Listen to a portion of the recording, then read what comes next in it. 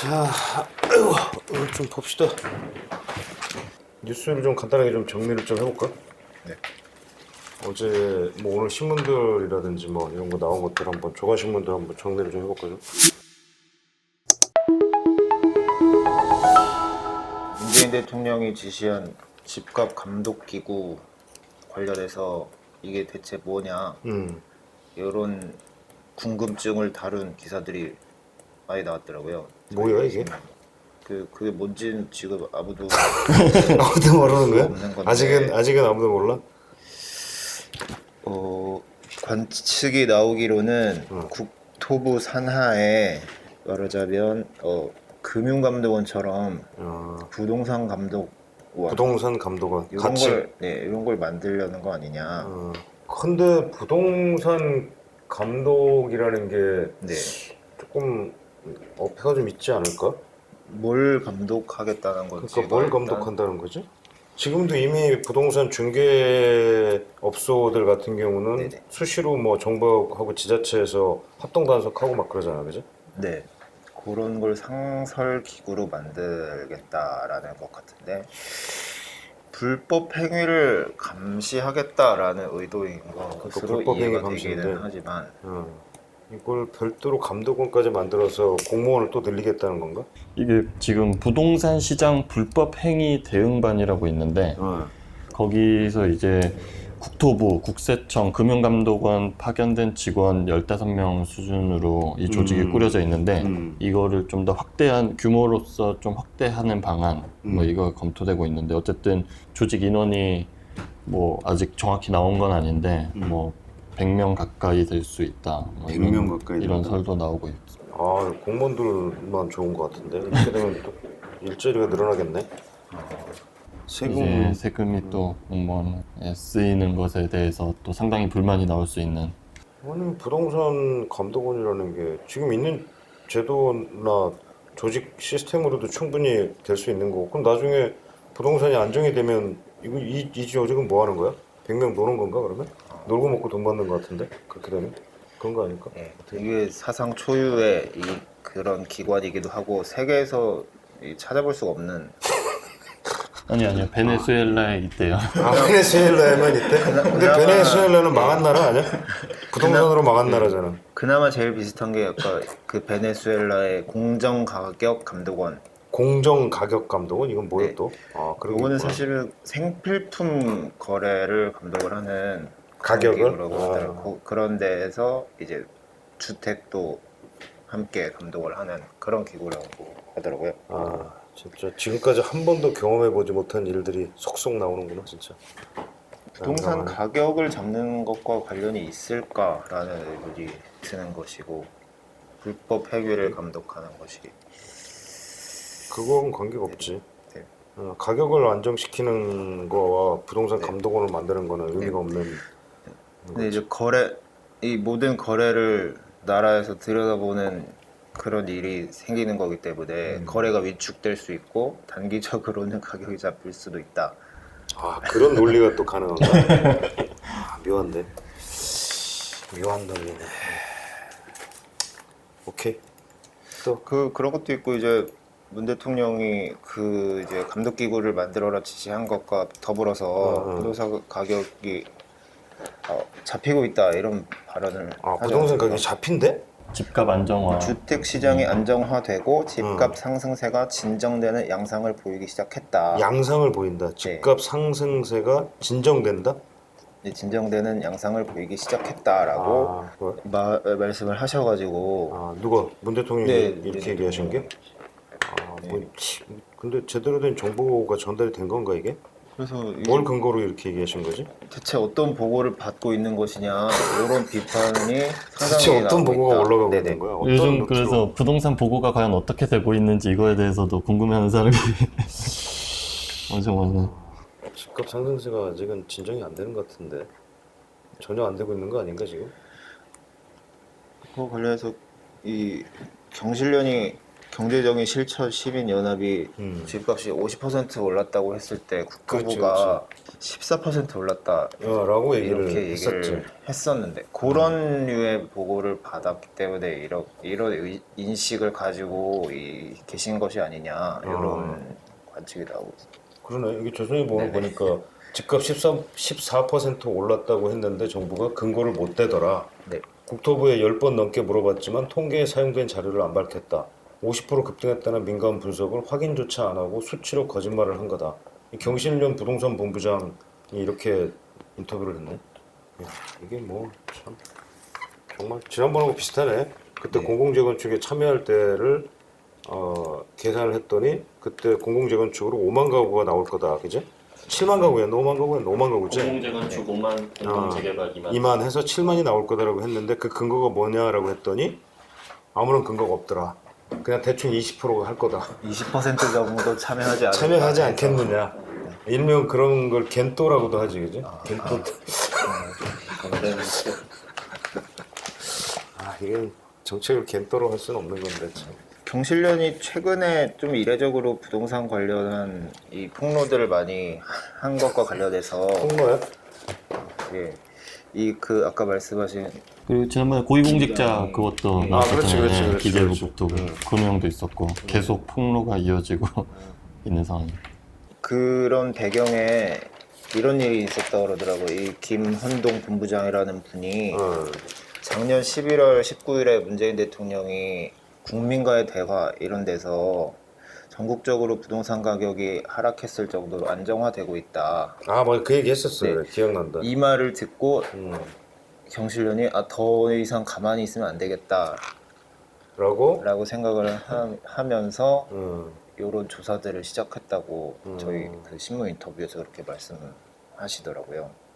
근데 대통령이 보고를 잘못 받는 건지 아니면 엉뚱한 숫자를 자꾸 본인들이 믿고 싶어하는 숫자를 믿고 있는 거 아닐까? 그럼 그렇게 봐야겠죠. 그죠? 네.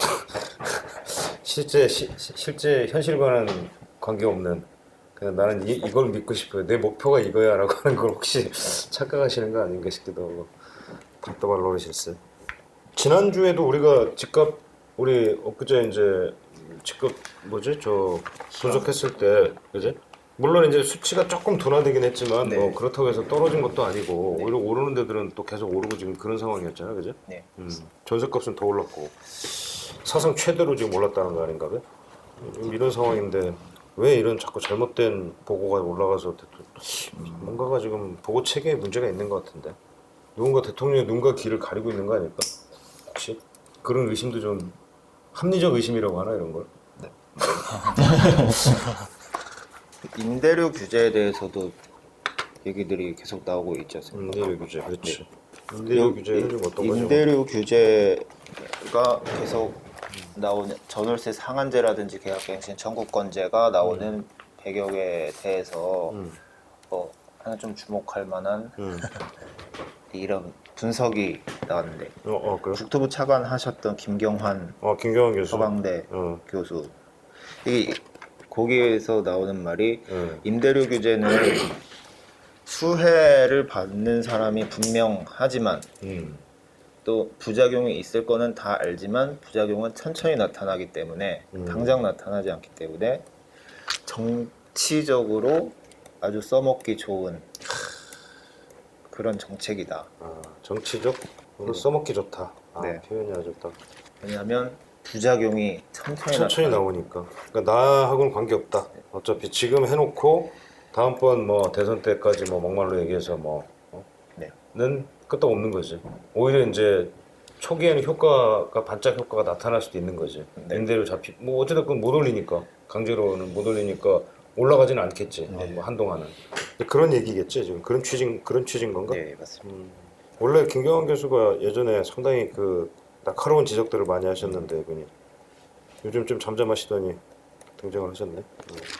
이게 자, 이렇게 또 다른 뉴스가 또 있을까? 주목할 만한 또. 그 홍남기 총리가 오전에 이제 부동산 관련해서 장관 회의에서 발표한 내용이 있는데 국가주택 실거래 조사 결과 다수의 이상 거래의 의심 사례가 좀 있는 걸로 분석이 돼서 이 불법 행위 여부를 지금 좀 정확히 파악하고 있어서 이달 안으로 8월 중에 최종 결과를 발표할 것이라고 얘기를 했고요. 그러면서 이것과 동시에 그 공공재건축 8.4 공급대책에서 나온 공공재건축의 경우 8, 9월 내 선도 사업지를 발굴하도록 지금 현재 노력하고 있다. 뭐 이런 얘기도 나왔습니다. 그 이제 공공재건축 참여가 어디 할지 이게 관심사인데 사실 뭐 반응이 싸늘하다 뭐 이런 저희도 취재를 했었는데 그래서 선도 사업지를 어디로 할지가 조금 주목이 될 것 같고 그리고 공공재개발 같은 경우에는 그 얘기를 했더라고요. 신규 지정 사전 절차 단축 뭐 이런 것 그리고 사업 시행 인가 절차 간소화 이런 게 아마 재개발에서는 좀 추진 속도를 빠르게 해주려고 뭐 이런 절차를 조금 완화해주는 그런 방안을 마련하겠다고 했습니다. 그러니까 뭐 나도 내가 보건대도 그러니까 공공 재건축은 아마 별 효과가 없을 것 같고 참여하는 데가 많지 않을 거고 공공 재개발은 좀 참여하는 데가 있을 것 같긴 해요. 왜냐하면 재개발 자체가 약간 이제 이거는 그 공공이 많이 개입해서 하는 성격이 좀 있는 데다가 재건축하고 다르게 그지? 그다음에 재개발은 대부분이 또 강북 쪽에 이제 노후 주택가라든지 뭐 이런 데들가 이제 이런 데들은 사실 공공이 들어와서 뭐 아까 얘기한 것처럼 용적률을 좀 높여 사업성 없는 데들이 꽤 있는데 어찌됐건 용적률 높여주고 공공이 뭐 들어와서 뭐 이것저것 해주겠다라고 하면 아마 좀 하려는 데들이 좀 있지 않을까 약간 그런 실제로 저희 기자 전현희 기자가 성북구 성북동에 있는 성북 1구역 취재 가서 이곳 같은 경우는 재개발을 오래전부터 추진하던 곳이고 현재 구역 지정도 안 돼 있는 상태라고 하는데 이 취지위원장을 만나서 얘기를 들어보니까 공공 재개발이 됐든 뭐가 됐든 재개발을 해야 되는 상황인데 못 하고 있기 때문에 뭐 이렇게 공공기관이나 정부가 함께 참여해서 할 수만 있다면 하겠다. 뭐 사업성 이런 거 둘째치고 할 수만 있으면 하는 것이다. 그 이제 서울시가 조사를 했을 때 서울시의 15개 구역이 공공재개발 참여 의사를 밝혔다고 하지 않았습니까? 그 중에 하나가 성북 1구역이었던 거더라고요. 그치 사실은 왜냐면 이제 재개발은 지금 막 지지부진한 데들이 꽤 많거든. 네네. 그래서 뭐 뉴타운에 원래 지정됐다가 막 구역 해제된 곳들도 꽤 많고 그런 데들 같은 데는 이게 들어와 주면 뭐 어찌됐건 조금 탄력을 받을 것 같다는 생각은 들기는 해. 근데 재건축은 현실적으로 참여할 데가 거의 없을 것 같아요. 재건축 단지는 또 재개발과는 좀 달라가지고 대부분이 또 재건축 추진되는 데들이 보면은 뭐 강남권이라든지 뭐 목동 뭐 이런 데들인데 그지? 그런 곳에서는 사실 공공 재건축을 할 게 아니고 그냥 빨리 그냥 지금 있는 거나 좀 속도만 좀 낼 수 있게 뭐 안전진단 절차라든지 지금 규제가 강화됐던 것들 이런 것들을 정상적으로 예전으로 돌려주면은 사실 절차대로 진행이 돼가지고 뭐 계속 뭐 공급도 되고 할 것 같은 그런 생각인데 어차피 이미 뭐 사실은 그렇게 하더라도 개발 이익을 지금은 사실 상당 부분을 다 환수를 하고 있잖아 정부에서 그죠? 재건축 개발 이익 환수 초과이익 환수도 하고 있고 뭐 양도세도 지금 높아진 상태고 그다음에 뭐 분양가 상한제. 분양가 상한제도 걸려 있고 그러다 보니까 이런 것들로 인해서 사실 어떤 소위 얘기하는 이 정부가 자주 쓰는 용어 불로소득 이 불로소득을 가져가기가 사실 쉽지가 않은 상태거든. 그러니까 이런 상태인데도 불구하고 공공 재건축이라고 하는 참 묘한 또 정책을 이렇게 억지로 자꾸 정책을 만들 필요가 없는데 말이지. 있는 거나 잘해주시면 될 것 같은데. 조금 답답합니다. 이렇게 했죠? 또 다른 게 뭐가 있나 지금? CEO 스코어라는 CEO 스코어. 기업 평가 사이트가 500대 기업의 대표이사 664명 청수 일가를 포함해서 이들의 거주 지역을 조사를 해봤더니 거주지. 일단 70%가 서울에 살고 있고 70% 서울. 서울 강남에 거주하는 분들이 가장 많았다. 108명. 강남. 서초구가 98명으로 2위. 그다음 용산구 65명. 그다음 분당, 그다음 송파구, 그다음 종로구, 그다음 마포구와 영등포구 이런 순으로 역시 강남에 가장 많이 살고 그러네. 있었다. 강남 서초네. 강남 서초 뭐 송파까지 합치면 강남 3구가 많고 용산도 뭐 많지. 뭐 전통적으로 뭐 대기업 총수들이 많이 사는 한남동이라든지 이태원동 이런데. 오너 일가만 따로 보면 한남동이 제일 그렇지. 많았고 14명. 그다음 청담동, 성북동에도 여전히 많이 사시고. 여전히 성북동이 많이. 여러모로 뭐 이런데 사는 게 출퇴근하기도 편하고 뭐 거주 여건도 좋으니까 뭐 여기 살겠지. 뭐 어떻게 보면 당연한 결과 아닌가 싶기도 하고 돈 있으면 또 좋은데 살아야 되는 거 아니야? 오케이. 또 뭐 다른 뉴스가 있나? 그 정도? 오늘은? 오케이. 그 아까 저기 그리고 오늘 뭐 댓글 들어온 것 중에 아까 뭐 요즘에 보니까 좀 질문을 좀 많이들 이렇게 댓글에 달아주시더라고. 그래서 궁금한 것 좀 오늘 많이 올리시던데 아까 뭐가 하나 있었던 것 같은데 그죠? 김세실이야? 라는 분이 이제 올리신 건데 이번 달에 전세 계약했는데 전세 중간에 집을 팔아도 되나요? 그놈의 임대차 3법 때문에 세입자는 집주인이 바뀌어도 임대차 3법을 적용받는 건가요? 이렇게 돼 있는데 집을 일단 팔 수 있는 것은 자유롭게 팔 수 있는데 대신에 이제 그 세입자의 권리를 새로 오는 집주인이 이제 그대로 그 승계를 해야 되는 그런 조건이 있고요.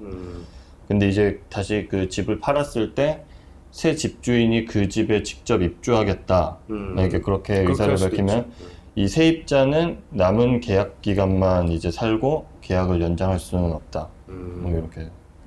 그래서 아니까 이게 임대차 3법에 대해서 사실 되게 좀 이게 갑자기 막 이제 추진이 되다 보니까 잘 내용을 정확하게 모르는 분들이 아마 많을 것 같아, 그지? 네. 나도 잘 모르는 헷갈리는 게 많아서 이런 거는 좀 앞으로 계속 좀 우리 뭐 회의실을 통해서도 좀 알려드리고 네. 뭐 기사를 통해서도 좀 많이 좀 해야 될 것 같아. 자, 오케이 뭐 오늘은 여기까지 할까? 자, 정리합시다.